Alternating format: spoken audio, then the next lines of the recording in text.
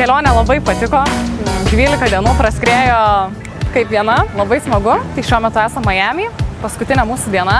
Nesitikėjau, kad šita komanda taip lengvai ir taip greitai susilipdys į vieną kumštį, nes praktiškai didžioji dalis buvo nepažįstami, tiesiog pora žmonių iš vienos komandos, pora žmonių iš kitos, bet visi labai greitai susidraugavom, susibičiuliavom ir tikrai kelionė praėjo kaip viena diena. Tikrai manau, kad rezultatas yra neblogas, juolab, kad turnyre patyrėme tik vieną pralaimėjimą, tai čempionų ekipai, Joniškio ekipai. Šiek tiek apmaudu, nes Joniškį turėjome savo grupėje juos įveikėme ir vėl susitikome pusfinalyje. Tai truputėlį neteisingai buvo sudėliotos atkrintamosios, bet yra kaip yra, kaip atsitiko, taip atsitiko. Bet bendrai manau, kad trečia vieta komandai, kuri nei vienos treniruotės net neturėjo kartu prieš turnyrą, tai tikrai yra labai neblogas rezultatas. Rekordinis skaičius komandų, turėjom net 20 beveik, vyrų 13, moterų, merginų 7, praktiškai nebegalėjom daugiau sutalpinti, bet jeigu būtumėm norėję, galėjo ir daugiau dalyvauti. Gaila, kad vienas jūsų lyderių gavo traumą, čia sportiškas žaidimas, ne šachmatai, dėja, manyčiau, kad būtumėt tai ir iki finalo nuėję, jeigu net transformuotas žaidėjas. Labai tvarkingi, viską darėt puikiai, laukiam sekančiais metais. Pelnyta trečia vieta, kuri tikrai verta kur kas daugiau. Taip, iš tiesų labai apmaudu, kad komandos kapitonas Mantas patyrė traumą. Linkim jam kuo greičiau pasveikti ir grįžti į aikštelę dar stipresniam.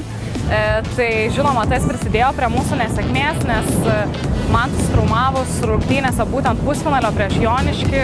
Gal dar buvo likusios apie 5 minutės žaidimo, tai dar tikrai galėjome kabintis rungtynės, bet netekus jo išvykau kartu į ligoninę, žaidėjai liko 5, tai tikrai jau tvirtų Joniškio vyrų įveikti nepavyko. Jo, šiek tiek nepasisekė.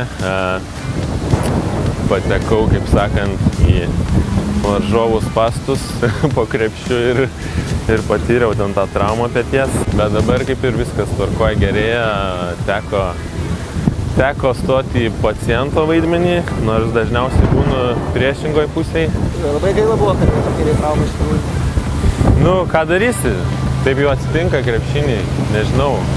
Labai buvo didelė kova, tokia aistringa, daug energijos, daug sprogstamosios jėgos, tai taip ir atsitiko. Bet labai dėkojam Kristijonui, kuris atskrido iš San Francisco ir prisidėjo prie mūsų komandos, nes tikrai buvo žmonių trūkumas, nes Juozas susirgo, tai net man teko išbėgti į aikštelę, ko nelabai planavau.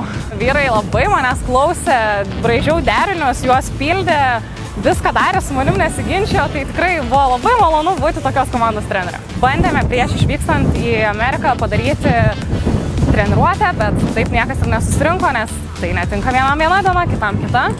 Tai jau susitikę oro uoste, kažkaip labai lengvai visi pradėjom bičiuliautis, bendrauti, pažindintis.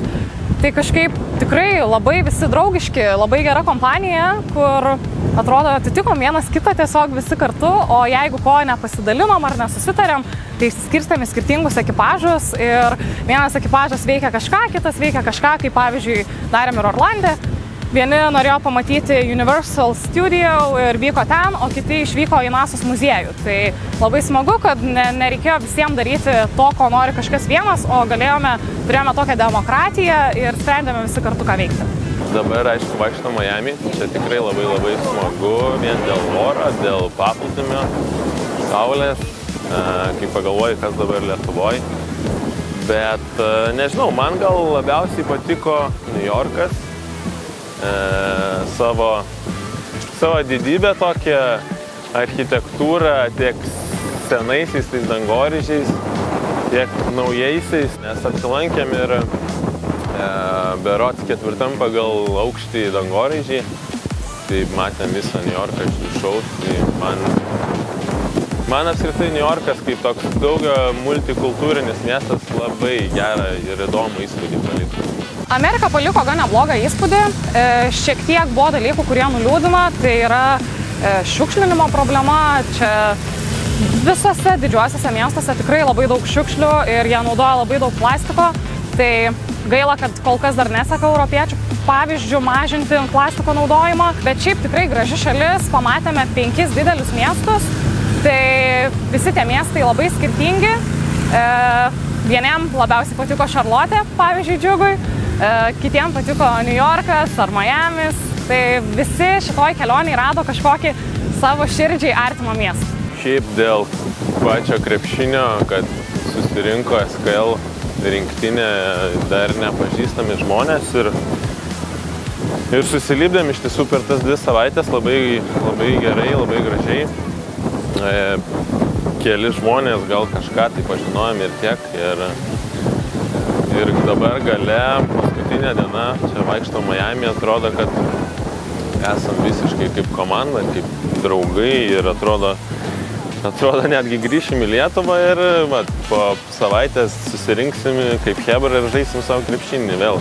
Taip pat dar labai noriu padėkoti Sostinės krepšinio lygos direktoriui Vaidui Indriliūnui, kad jisai daro tokius dalykus, suteikia šansą ne tik SKL darbuotojams, bet ir SKL žaidėjams išvykti į užsienį, ne tik sudalyvauti turnyre, ir pakeliauti ir pamatyti šalį ir tiesiog kelti tą mėgėjų krepšinį į aukštesnį lygį, nes tikrai nežinau, kas Lietuvoje dar darytų tokius dalykus. Tai ačiū tau, Vaidai.